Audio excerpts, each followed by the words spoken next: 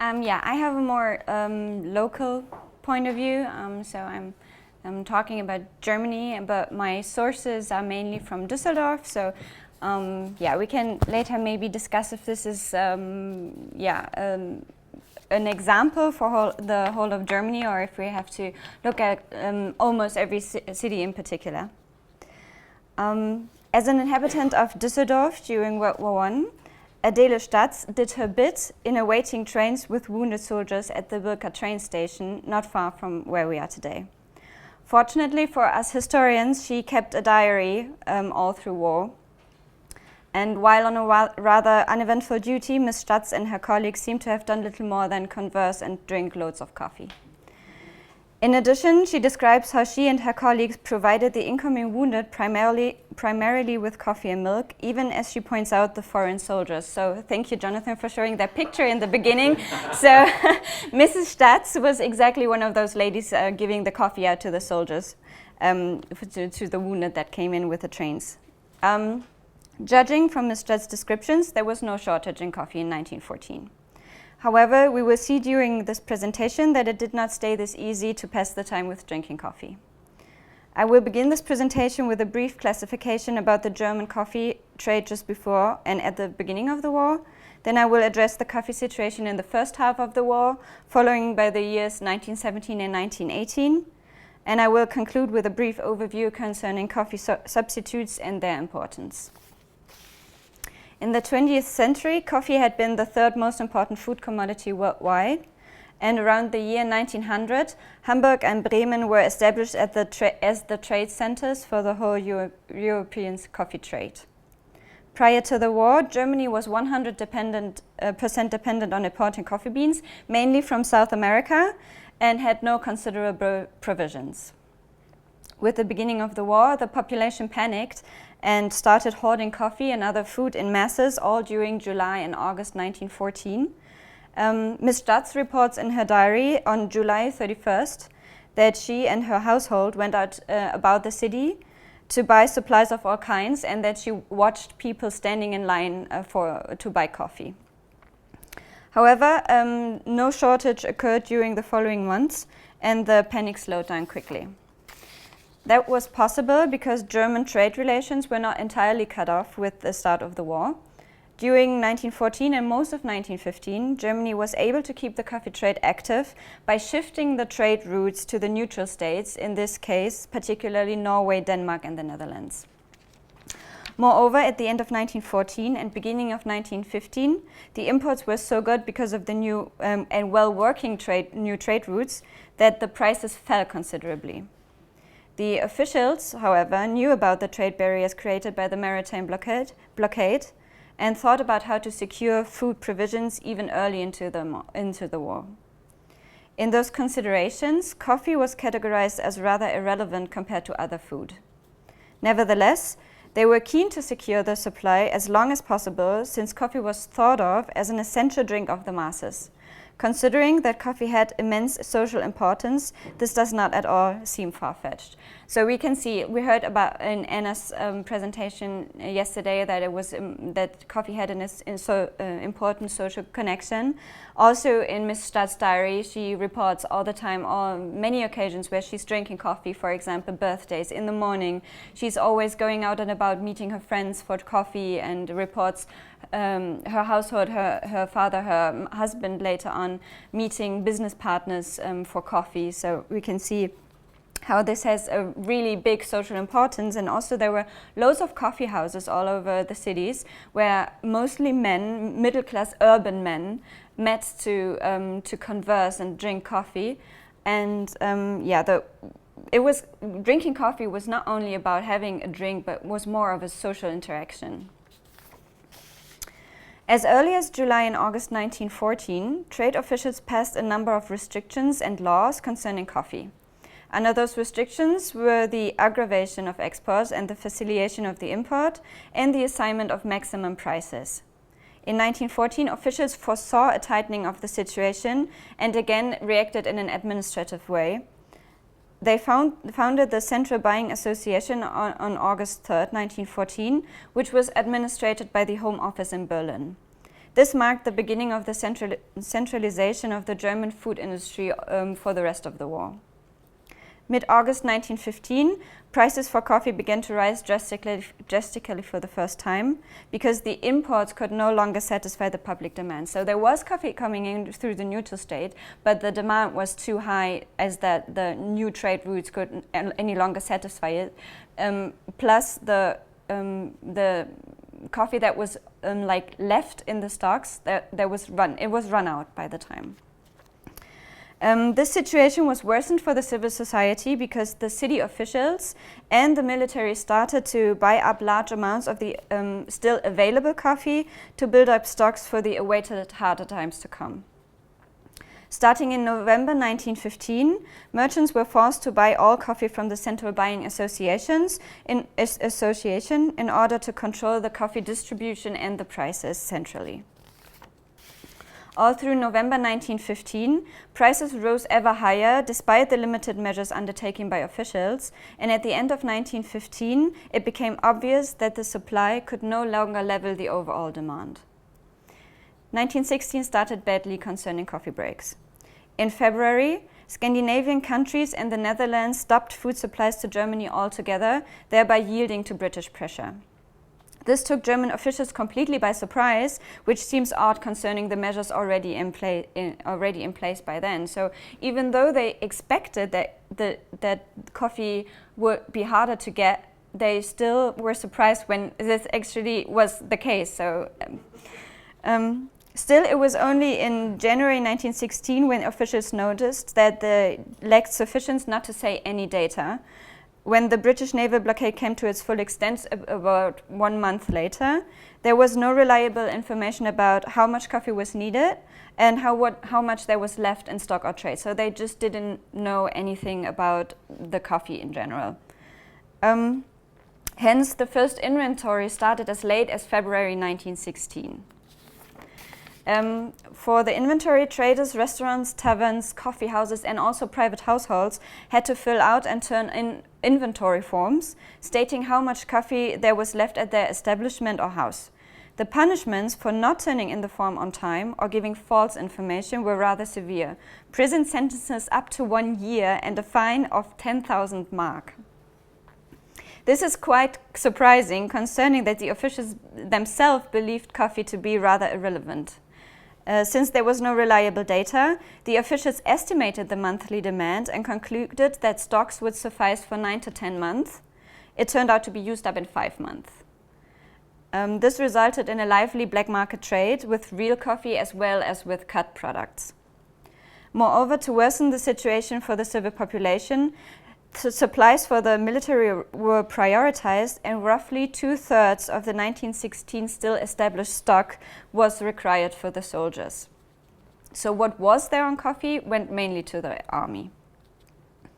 In 1917, the allocation of coffee was monitored centrally. Traders and shops had to report the distribution of the coffee and also other food to the local authorities weekly, which handed this information to the central authorities in Berlin, the so-called Reichsnährmittelstelle. Furthermore, the maximum prices had to be made public by bulletins hanging in shops and coffee houses, so that the customer could check if the demanded price was in line with the governmental restrictions. In addition, the stock of the real bean coffee was so low that it was strictly forbidden to sell it on its own. The so-called war coffee contained only 10% real coffee beans and 90% surrogates. So one can see that the surrogates became vitally important for coffee drinking during the last 2 years of war, when coffee was hardly more than surrogates in general. It is noteworthy that there has to be differentiated between high-quality surrogates widely known and used prior to the war, and those low-quality surrogates which were invented when the better ones could no longer be supplied. For example, malt, barley, and we've already heard about the most important one, chicory, were under the well-known and high-quality surrogates, of which 10,000 tons were already consumed around the year 1900. Those surrogates were health-wise and in quality controlled by the authorities and had to be clearly listed on the packages of the product so that the consumer was able to know what he was buying. Unfortunately, those high-quality surrogates were also used to replace the shortage of basic foodstuff, for example grain and fodder, and were thus no longer available as coffee surrogates. Also, surrogates too were hard to get the longer the war lasted. So we've heard about most of the chicory coming from Belgium. Also, there was the farmers were short with workers, so they were not able to produce as much. So there were in 1917 there were only 60% of the mass of the production that was prior to the war. These high-quality surrogates were thus replaced by a large variety of low-quality and uncontrolled surrogates, for example turnips, various roots, and flour made from peas, for example. The surrogate industry proved very inventive, and at the end of the war more than 500 surrogates were known. Additionally, during the last 2 years of war, the practice of advertising the ingredients was no longer pursued, so that there was no possibility for the customer to identify the exact ingredients of the so-called war coffee. As one can imagine, complaints about taste and price were numerous. When reading sources like Ms. Stadt's diary, I found that the word war coffee was used with a double meaning. She's using the word synonymously for the beverage itself and for the occasions when she's meeting with other women to talk about the war and to do all kinds of charitable needlework for the soldiers. This hints us once again to the social aspect of the coffee drinking. In summary, it can be stated that even though the officials regarded coffee as irrelevant in comparison to the overall food shortage, they still tried to keep the supply going as long as the trade routes allowed for it. Even after the supply stopped and the general food shortage was severe, the consumer demand for coffee remained high. Although the authorities foresaw the shortage that began in 1916, the undertaken measures were too limited and short-sighted to really prepare for the situation at hand when the coffee supply via the neutral states stopped completely. The result was the distribution of the so-called war coffee, which consisted mainly of low-quality surrogates and seemed neither to have been very tasty nor well affordable. The contrast between the benefit of coffee as food and the importance which the public and, in some way, also the authorities appointed to coffee hints us to the social significance coffee had then and still has today. Thank you for your attention.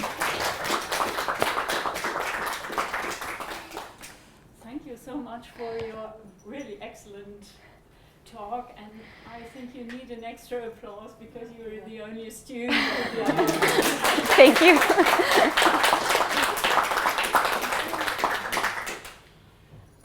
So it's open to question.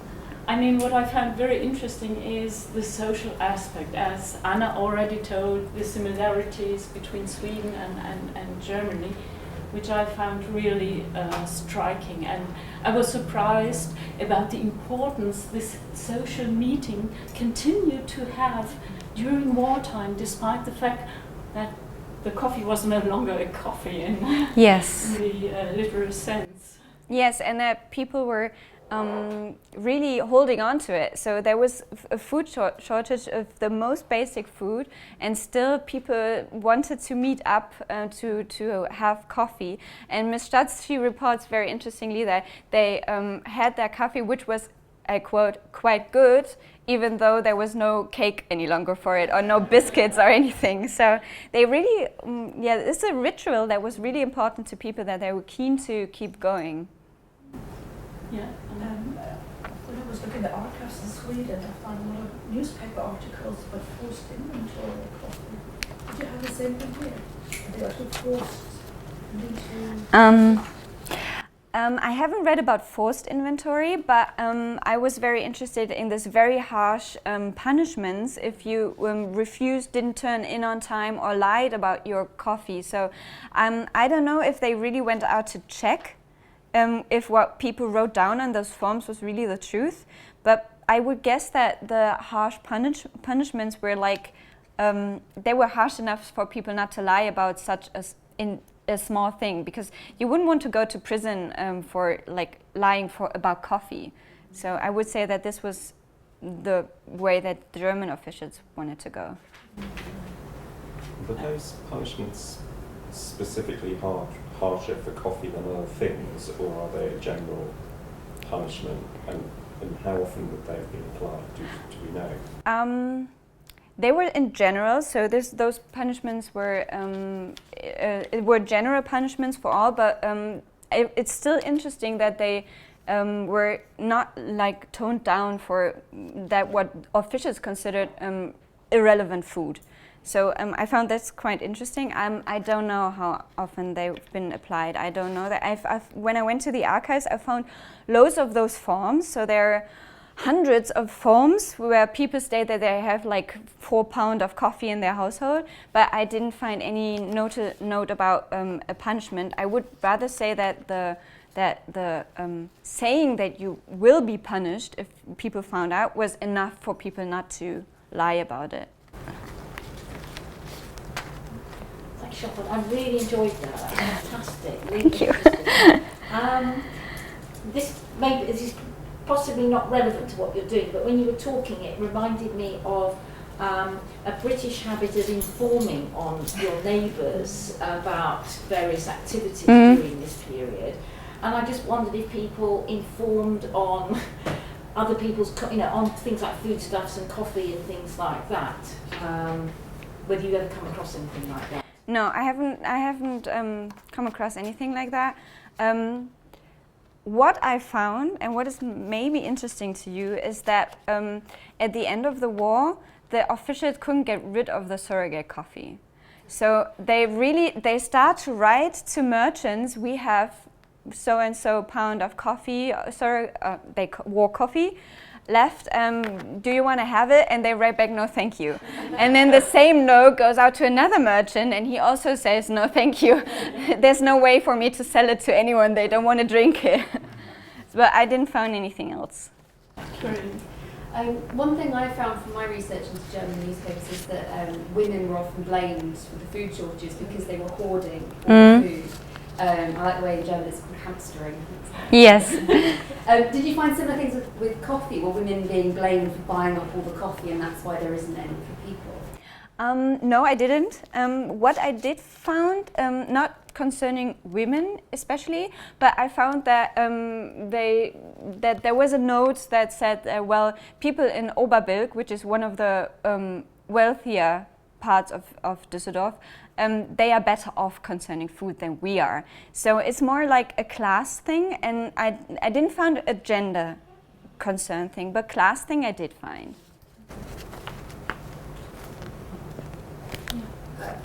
Picking up on your class thing in St Albans, there's a lot of talk about those of us who are well off should restrain, and we should make sure there's enough food for the people who don't have as much money. Did you again, it's that persuasion.